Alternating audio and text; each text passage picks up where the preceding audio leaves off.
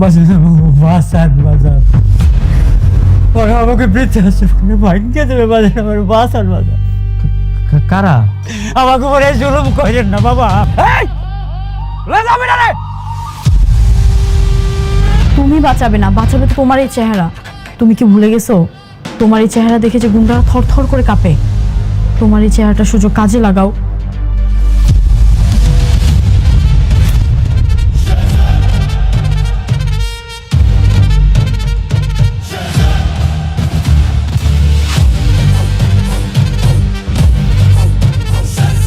ভাই এ তো কারমা গ্রুপের শেহজাদ চৌধুরী। উনি পুরনো কিছু বলতে পারে না, সহজ ভাষায় বলতে গেলে উনি স্মৃতিশক্তি হারিয়ে ফেলেছেন। শেহজাদ সব স্মৃতিশক্তি হারিয়ে ফেলেছে। যেহেতু আমরা সবকিছু জেনে গিয়েছি, আমাকে প্ল্যান বিতে যেতে হবে মা। আমি আমার শেহজাদের সাথে থেকে গোপনে ট্রিটমেন্ট চালাবো, যেভাবে হোক আমার শেহজাদকে আমি সুস্থ করে ছাড়বো। আমিও সব স্মৃতি ফিরিয়ে আনবো, আমাকে আনতেই হবে।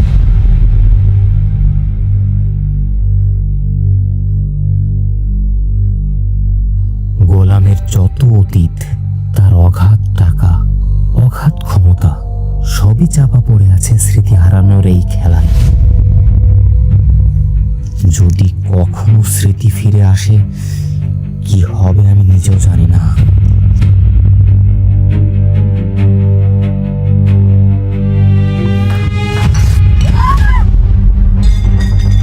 কি করলি তুই এটা? চাকরের বাচ্চা, হ্যাঁ কি করলি তুই এটা? তুই জানিস আমার শাড়ির দাম কত?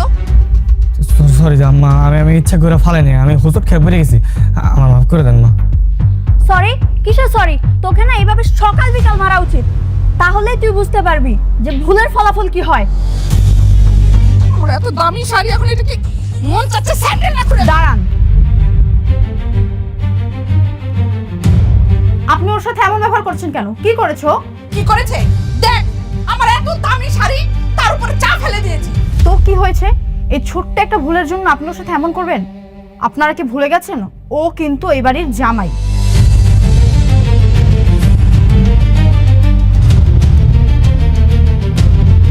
আজ ওর গায়ে হাত তুলেছেন, আমি কিচ্ছু বললাম না, কিন্তু নেক্সট টাইম ওর গায়ে আবার হাত তুললে আমি কিন্তু ছাড়বো না।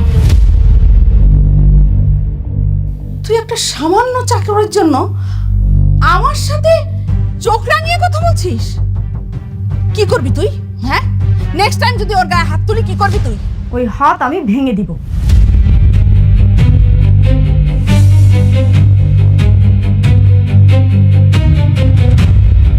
চলো গোলাম।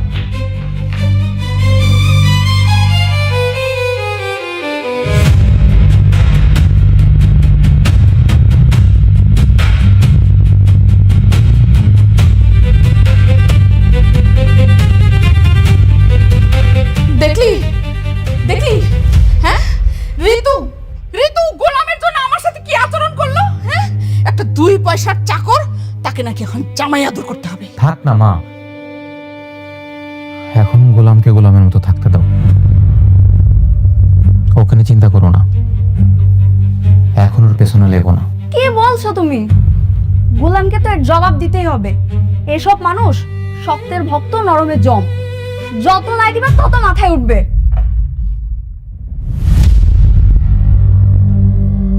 কোথায় গিয়েছিলে তুমি? মায়ের কাছে। আমাকে না বলে তুমি যখন তখন যেখানে সেখানে যাওয়ার অনুমতি তোমাকে কে দিয়েছে? My life my rules. আপনি ভুলে যাবেন না আমি আপনার গোলাম না, বরং আমি আপনার মালিক। ইভেন আপনি আমার ভারপ্রাপ্ত কর্মচারী।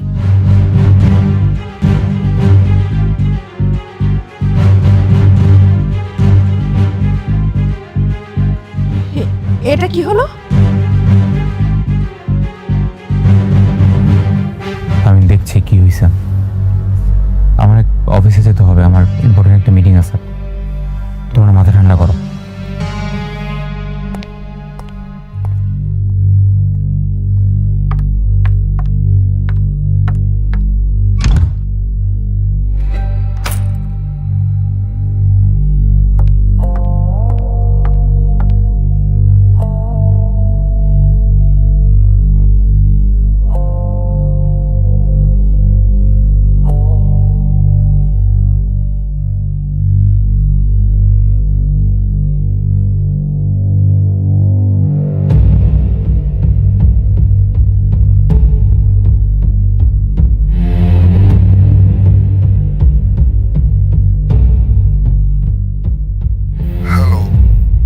আসসালামু আলাইকুম আঙ্কেল। ওয়ালাইকুম আসসালাম। জি আঙ্কেল, আমাকে চিনতে পেরেছেন? আমি শেহজাদের ওয়াইফ ফাতেমা বলছি। হ্যাঁ, চিনতে পেরেছি। বলো মা, কি মনে করে আমাকে হঠাৎ স্মরণ করলে? কোনো সমস্যা? আঙ্কেল, আপনি কি জানেন শেহজাদ 4 থেকে 5 মাস আগে স্মৃতিশক্তি সব হারিয়ে ফেলছে। ওর কিছু মনে নেই আঙ্কেল।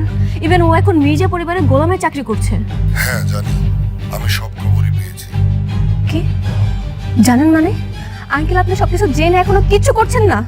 কে বলেছে আমি কিছু করছি না? শোনো, আমার লোকেরা সব সময় ছায়ের মতো শেহজাদের সাথে লেগে আছে। কেউ যাতে ওর কোনো ক্ষতি না করতে পারে, ওরা সেই খেয়াল রাখছে। কিন্তু আঙ্কেল, এই ব্যাপার কতদিন বলেন? দাউদ খান কতটা ভয়ঙ্কর মানুষ সেটা তুমি নিজেও জানো। দাউদ খানের লোকেরা ভেবেছে শেহজাদ মারা গেছে। তাদেরকে বুঝতে দেয়া যাবে না যে শেহজাদ এখনো বেঁচে আছে। আর যেহেতু শেহজাদ একটা নতুন পরিচয় পেয়েছে, ওকে আপাতত ওখানেই থাকতে দাও। আর ওটাই ওর জন্য সেফ জায়গা। শোনো মা, যতদিন শেহজাদের স্মৃতি ফিরে না আসে ততদিন কিছুই করা যাবে না। ঠিক আছে, আমি শেহজাদের স্মৃতিশক্তি সব ফেরাবো। তবে আঙ্কেল, আপনার একটা হেল্প লাগবে। ঢাকায় সবচেয়ে ভালো যে নিউরোলজিস্ট আছে, আপনি তাকে ঠিক করে দিবেন। আমি শেহজাদের চিকিৎসা করাবো। তাহলে তো খুবই ভালো হয়। ঠিক আছে, আমি সব কিছু ঠিক করে দিচ্ছি। তুমি সময় মতো শেহজাদকে সেখানে নিয়ে যাও। Thank you. ঠিক আছে।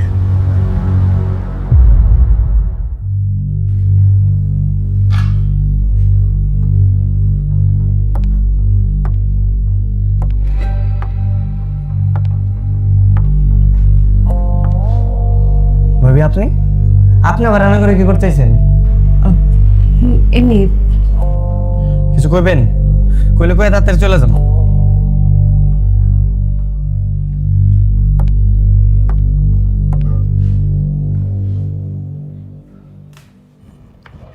তুমি জানো তুমি যে শেহজাদ? জানি তো, জানি আমি শেহজাদ। সবাই জানে যে আমি শেহজাদ। আপনার যে এতবার করে আমি বুঝাইলাম যে আমি শেহজাদ না, তারপরে খালি এই পেছাল পারেন। আমি না আপনার শেহজাদ, না আমি আপনার স্বামী। তুমি আমার স্বামী। ভাবি, আপনি আমার আর পেরা দেন না তো। আমার এত পেরা ভালো লাগতেছে না। আপনার বারবার কইতেছে আপনি তো আর ফ্রেয়া না। হ্যাঁ, ফ্রেয়া তো অবশ্য ঠিক আছে, বুঝলাম। আপনি তো বুঝেন, বুঝাই শুনে বারবার গেলে আমার স্বামী স্বামী করতেছেন। ঠিক আছে, আমি না হয় ভুল, কিন্তু তোমার শরীরে যে জোড়া তিল আছে সেটা আমি কি করে জানবো? তুমি বলো, এটা কি আমার জানার কথা? সি সি সি সি ভাবি, আপনার তো চরিত্রের সমস্যা আছে। হ্যাঁ, আপনার বাড়ির কাজের লোক গোসল করতেছে, সেটা আপনি আবার লুকাই লুকাই দেখতেছেন। সে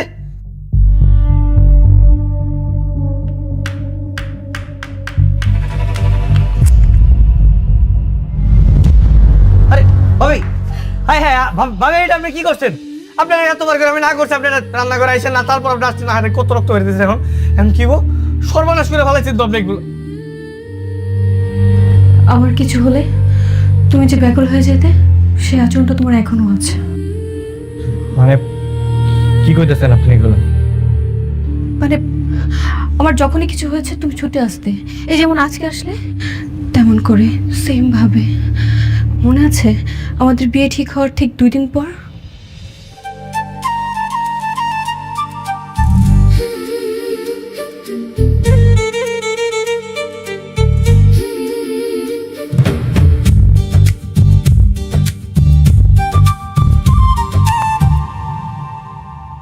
আমাদের বিয়ের দিন কিন্তু ঘনে আসছে। হ্যাঁ, এই তো আর মাত্র 4-5 দিন বাকি আছে, তারপরে আমাদের সুন্দর একটা ছোট্ট সংসার হবে। কি ব্যাপার, কি হয়েছে তোমার? কিছু না, আজকে অনেক রোদ উঠেছে তাই না? তাকাতেই পারছি না। হ্যাঁ, তা অবশ্য ঠিক বলছো।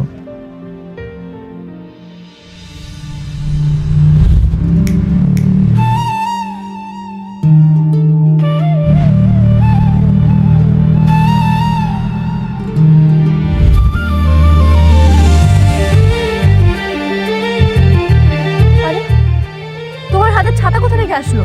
আমি তো তোমার হাতে ছাতা দেখিনি। ম্যাজিক।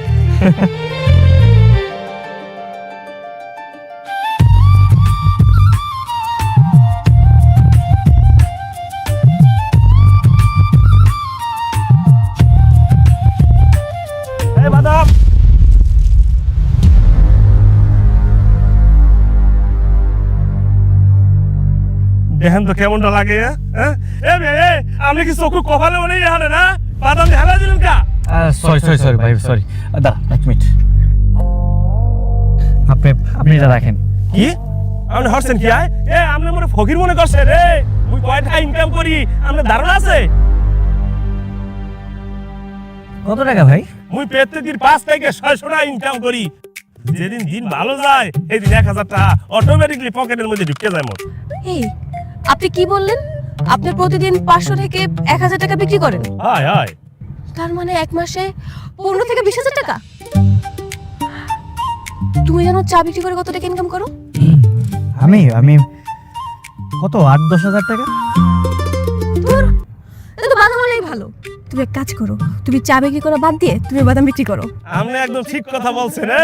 আমি কিন্তু এখনো বিবাহ শাদী করি নাই। হ্যাঁ, আপনি চাইলে আমার কাছে ঠাস করে রাখতে পারেন, বুঝছেন? আমার মনের সিট কিন্তু খালি আছে, আপনি চাইলে এন্ট্রি নিতে পারেন। এই কি বলি তুই? এই কি কথা মারে? হ্যাঁ, ও আমার হবু বউ, 2 দিন পর আমি বিয়ে করব। আপনারা চাই না আপনি হবু। এই চুপ।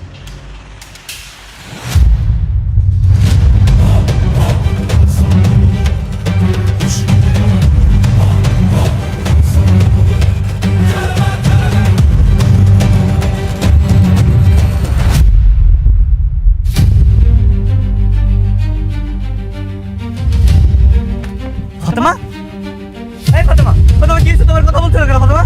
ফাতেমা কথা বলো। এই ফাতেমা, চাপে।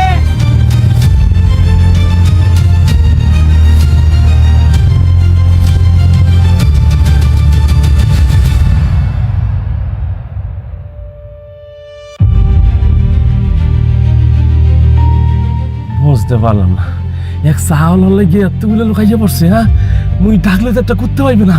What happen sir? হঠাৎ করে মাথা ঘুরে পড়ে গেছে, তাতে ডাক্তারের কল করো ফাস্ট। ফাতেমা, ফাতেমা ওঠো ফাতেমা। চাউল ডাকবে অ্যাম্বুলেন্স? হ্যাঁ, তুই ডাকবি একটা ভ্যান, রিক্সা ডাকবি তুই।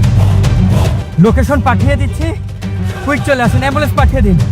কি কি হয়েছে স্যার? অ্যাম্বুলেন্স তো চলে আসতে পারবে, কিন্তু রাস্তায় নাকি কি ঝামেলা হয়ে গেছে, আমরা সময় মতো পেশেন্টকে হসপিটালে নিতে পারবো না স্যার। শিট, তুমি এয়ার অ্যাম্বুলেন্স ব্যবস্থা করো, ডাক্তারকে কল করে এখন আসতে বলো। উইদিন 10 মিনিটের মধ্যে হসপিটালে নিতে হবে। ফাতেমা, ফাতেমা কথা বলো ফাতেমা। আপনাদেরকে লাইভ লোকেশন পাঠাচ্ছি, কুইকলি আপনি এয়ার অ্যাম্বুলেন্স পাঠান 5 মিনিটের মধ্যে। ফাতেমা, ফাতেমা, ফাতেমা কথা বলো ফাতেমা। ফাতেমা কথা বলছো না কেন তুমি? এই ফাতেমা ওঠো। Sir cool down, everything will be fine, আপনি কোনো টেনশন করবেন না স্যার। ফাতেমা, ফাতেমা কথা বলছো না কেন? ফাতেমা কি হয়েছে তোমার? ফাতেমা, ফাতেমা কথা বলো ফাতেমা।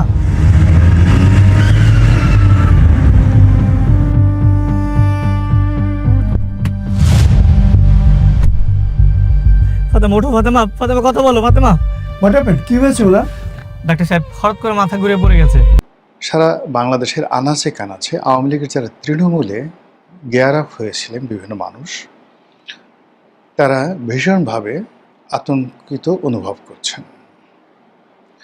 আওয়ামী লীগের যে সকল এজেন্ট, যে সকল কর্মী, যে সকল শুভানুধ্যায়ী যারা সরকারের মধ্যে আছেন, রাষ্ট্রযন্ত্রে মানে প্রশাসন যন্ত্রে আছেন, যারা ব্যবসায়ীদের মধ্যে আছেন, জনগণের মধ্যে আছেন, ভুল পাল্টে গেছেন, কেউ জামাতে মিশেছেন, কেউ বিএনপিতে মিশেছেন, তাদের সবার মধ্যেই এক ধরনের আতঙ্ক দেখা দিয়েছে। এবং এটাই জীবন। এটা জীবন এই কারণে যে মানুষ আশা এবং নিরাশার দোলাচলে চলতে থাকে। যেমন ধরেন আপনি খুব বেশি আশাবাদী একটা বিষয়, ভীষণ রকম আশাবাদী, তো অনেকদিন খুব স্বপ্ন দেখলেন, আজ এটা হবে, কাল এটা হবে, পরশু এটা হবে, কিন্তু হঠাৎ করে ছোট্ট একটা দুর্ঘটনা ঘটলো। সেই দুর্ঘটনাটা অন্য সময় হলে আপনার গায়ে লাগতো না। যদি বিপদের দিনে আপনার এই দুর্ঘটনাটা ঘটতো, আপনি হয়তো গায়েই মাখতেন না। কিন্তু আপনি যেহেতু একটা সুখের স্বপ্ন দেখছেন, ঠিক সেই সময়টিতে এরকম একটি বিপদের ঘটনা সামনে আসার সঙ্গে সঙ্গে আপনার যাকে বলা হয় সমস্ত হিসাব এলোমেলো হয়ে যাবে। তো সেই দিক থেকে আওয়ামী লীগ গত 2 মাস ধরে, অর্থাৎ সরকারের প্রথম 1 মাস তারা আশায় ছিল তারেক রহমান সাহেব তাদেরকে একটা সুযোগ দেবে রাজনীতি করার অনুমতি দেবে, এবং যেহেতু আমরা ভোট দিয়েছি, আমরা সরকারের অংশীদার হব, খুব দ্রুত নেত্রী ফিরে আসবে, আমরা ইলেকশন করতে পারবো, রাজনীতি করতে পারবো, অফিসগুলো খুলে দেবে, এরকম 1 মাস তারা বেশ একটা গিয়ার আপের মধ্যে ছিলেন। কিন্তু পরবর্তীতে দেখা গেল যে না, কিছুই হচ্ছে না, আগের মতো মব হচ্ছে। আওয়ামী লীগ অফিসগুলোকে খোলার চেষ্টা করেছেন, সেখানে আরও বেশি অতীতের ইনুস জামানার চাইতেও বেশি জুলুম অত্যাচার হচ্ছে। তারপর 32 নম্বরের সামনে দাঁড়াতেই দেওয়া হচ্ছে না। এখানে ছেলে নেই, বুড়ো নেই, নারী নেই, পুরুষ নেই, যারাই 32 নম্বরের সামনে একটু দাঁড়াচ্ছে অমনি পুলিশ এবং বিএনপি যারা নেতাকর্মী তারা হামলে পড়ছেন। তখন আওয়ামী লীগের লোকজনের মধ্যে একটা, যাকে বলা হয় মানে একটা প্রশ্নবোধক চিহ্ন, একটি আশ্চর্যবোধক চিহ্ন, এক্সক্লামেটরি, সাইন আপ এক্সক্লামেটরি, এটা শুরু হয়ে গেল। এ কি হলো? আমরা ভারতের কথা মতো, দাদাদের কথা মতো ভোট দিলাম, শেখ হাসিনা নির্দেশ দিয়ে দিলেন, আওয়ামী লীগের বড় বড় নেতারা দিল্লি থেকে, কলকাতা থেকে তাদেরকে নির্দেশনা দিলেন যে তোমরা বিএনপিকে ভোট দাও, বিএনপিকে ভোট না দিলে জামাত ক্ষমতায় চলে আসবে, আর জামাত যদি ক্ষমতায় আসে তা আজীবনের জন্য আমরা নিষিদ্ধ হয়ে যাব, কাজেই মন্দের ভালো বিএনপিকে ভোট দাও। কিন্তু বিএনপি ক্ষমতায় আসার পরে ঘটনাগুলো এমনভাবে ঘটলো, সবাই মনে করলো যে আরে এর সাথে তো ইউনূসের জামানাই ভালো ছিল, সেখানে কারো ক্ষমতা ছিল না, বিএনপির ক্ষমতা ছিল না, জামাতের ক্ষমতা ছিল না, এনসিপির ক্ষমতা ছিল না, একটা মগের মুল্লুক ছিল। আর সেই মগের মুল্লুকের মধ্যে যারা একটু মব করার চেষ্টা করতো তাদেরকে খুব সহজে কিছু মালপানি দিয়ে, কিছু সাহায্য করে, সহযোগিতা করে তাদেরকে ম্যানেজ করা যেত। তো এটি তো ভালো ছিল, কেন আমরা এই ঝামেলা জড়াতে গেলুম? এই যখন কথাবার্তা, ঠিক সেই সময়টাতে হঠাৎ পার্লামেন্ট আইন করে সরকার আওয়ামী লীগকে নিষিদ্ধ করলো, আওয়ামী লীগের মাথায় বাস পড়লো। হায় হায়, এই তো দেখি মানে যুদ্ধ ছাড়া কোনো বিকল্প নেই। আওয়ামী লীগের কপালই এরকম, তারা মনে করলো যে আমাদের বোধহয় সারাটা জীবন এইভাবেই মানে নিষিদ্ধের বিরুদ্ধে, তারপরে ক্ষমতার বিরুদ্ধে, আমেরিকার বিরুদ্ধে লড়াই করে আমাদেরকে আসলে সব কিছু অর্জন করতে হবে, কারো দয়া মায়া চলবে না। এরই প্রেক্ষিতে আওয়ামী লীগ আবার ঘুরে দাঁড়ালো এবং গত 2 মাস ধরে তারা বিভিন্ন হুমকি দিয়ে, ধামকি দিয়ে, তাদের নেত্রী বিভিন্ন কথাবার্তা বলে, তাদের নেতারা বিভিন্ন কথাবার্তা বলে, এবং প্রতিটি মুহূর্তে আওয়ামী লীগের মানে তাদের অসংখ্য নয়, কি বলবো, হাজার হাজার টেলিগ্রাম গ্রুপ রয়েছে, হাজার হাজার হোয়াটসঅ্যাপ গ্রুপ রয়েছে, এবং মোসাদের দেয়া, হয়তো আমি বলতে পারি না, কোনো গোপন সফটওয়্যার, যে সফটওয়্যার তারা কিনেছিল রাষ্ট্রের জন্য, সেই সফটওয়্যারের কোনো কপি তাদের কাছে থাকতে পারে। তার মাধ্যমে তারা প্রতি মুহূর্তে একের পর এক গোপন বৈঠক করে যাচ্ছে। কখনো কখনো কোনো বৈঠকে মানে হাজার হাজার নয়, মানে হাজার হাজার নেতাকর্মী অংশগ্রহণ করছে। কি সফটওয়্যারের মাধ্যমে? সেখানে রাজনীতির মঞ্চে যেভাবে শেখ হাসিনা বক্তব্য দেন সেভাবে বক্তব্য দিচ্ছেন, এবং কিছু কিছু এইভাবে ভিডিও ফুটেজ মানে অনেক নেতা, আওয়ামী লীগের লোকজন তারাই এটা প্রচার করে দেন। যেমন সাইদ খোকন সাহেব, ঢাকার মেয়র, তার একটা ভিডিও ফুটেজ সাম্প্রতিক সময়ে এসে অসাধারণ চমৎকার গলায় তিনি কথা বলছেন সন্ন্যাসী বাবার মতো করে, লম্বা লম্বা চুল, কিন্তু তার কথার যে দীপ্তময়তা, তার যে দৃঢ়তা, এবং যেভাবে রাজনীতির পরিপক্কতা নিয়ে তিনি সেই কথাগুলো বলছিলেন, এটি সাইদ খোকন সাহেব যখন তিনি ক্ষমতায় ছিলেন তিনি এত সুন্দর করে বলতে পারেনি। ফলে বিদেশে গিয়ে মনে হচ্ছে তার রাজনীতির যে প্রজ্ঞা, সাহস, ভাষার যে শৈলীটা, এটা বৃদ্ধি পেয়েছে।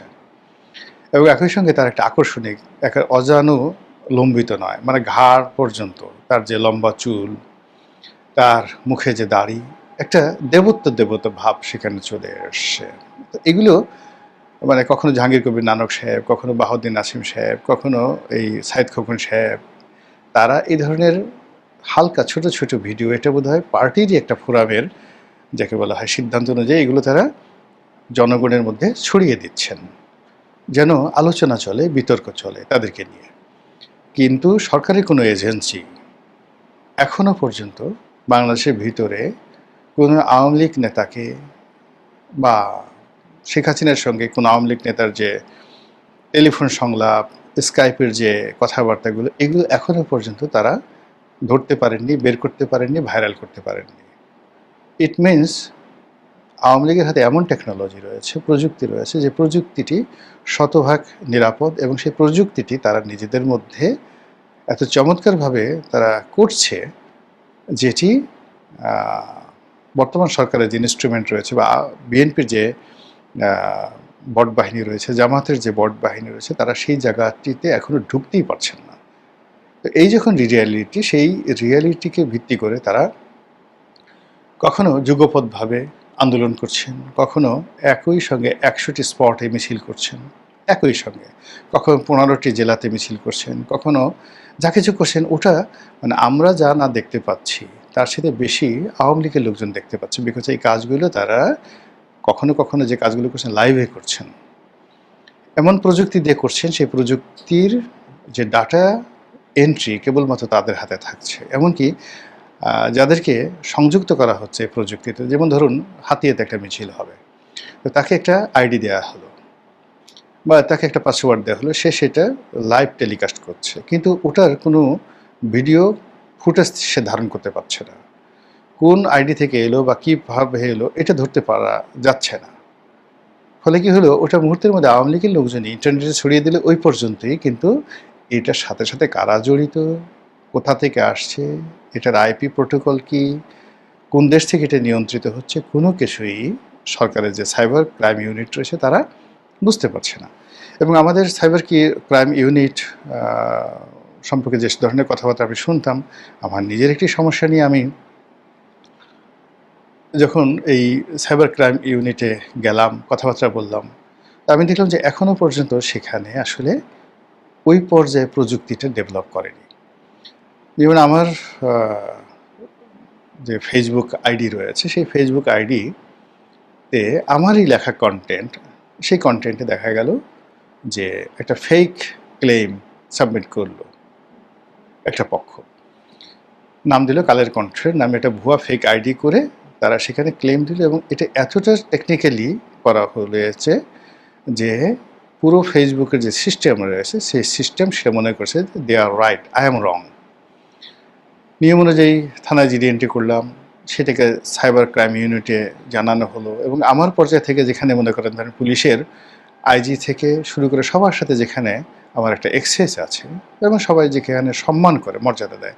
আমি বন্ধের দিনে ডিবি অফিসে গেলাম, তারা সারাদিন কাজ করলো, তারা সেটাকে নোটারি পাবলিক করলো, নিজেরা জিডি এন্ট্রি করালেন, তারপরে সে আবার নিজেদের প্যাডে, ঢাকা মেট্রোপলিটন পুলিশের ডিবির প্যাডে এইটা আবার তারা লিখলেন মেটার হেডকোয়ার্টারে, কিন্তু গোড়ার মেয়েটা কিছুই পাত্তা দিল না। তারা বললেন যে এটা ক্রিমিনাল অফেন্স, এটা ভুল করা হয়েছে।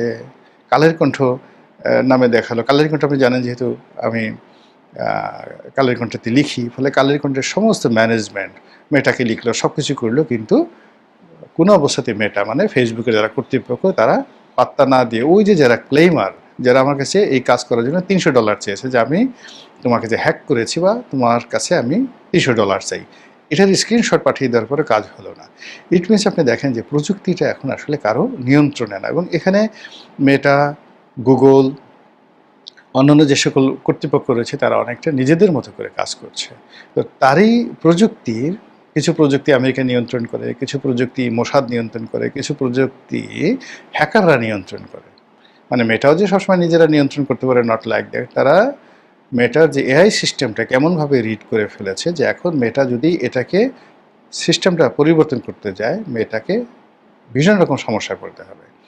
তো এরকম একটা কমপ্লেক্স অবস্থার মধ্যে আওয়ামী লীগ প্রযুক্তি ব্যবহার করে তারা যে সমস্ত কর্মকাণ্ড চালাচ্ছে বা যে সমস্ত কাজকর্ম চালাচ্ছে, সেটা সরকার এর দ্বারা কেবলমাত্র ক্ষতিগ্রস্ত হচ্ছে, কিন্তু কোনো বেনিফিট পাচ্ছে না। তো এই কারণে কী হলো, আওয়ামী লীগ এই যে যা কিছু করছে তারা নিজেদের মধ্যে প্রচার করে, প্রোপাগান্ডা করে, তারা নিজেদেরকে গিয়ার আপ রাখে, এবং গিয়ার আপ রেখেই এই যে যখন তারা বলে আপা আসছেন, আপা বলেন আমি 6 মাসের মধ্যে আসছি, ফাঁসির মঞ্চ রেডি করো, ইত্যাদি ইত্যাদি, এগুলো করে তারা একটা সুখ স্বপ্নে ভাসতে থাকে। অনেকে হয়তো বলে যে আজকে বৃষ্টি হয়েছে, আপা আসবেন, শুনে খুব মনটা ভালো, তো ভুনা খিচুড়ি করো, ভালো করে পোলাও রান্না করো, কোরমা রান্না করো, যার যেটা পছন্দ, বা আমি আজকে বার্গার খাবো, আজকে আমি 5 স্টার হোটেলে খাবো। কেউ হয়তো বলতে পারে যে আমি আজকে মনের আনন্দ, খুব আনন্দ, আমি আজকে একটু মদ খাবো।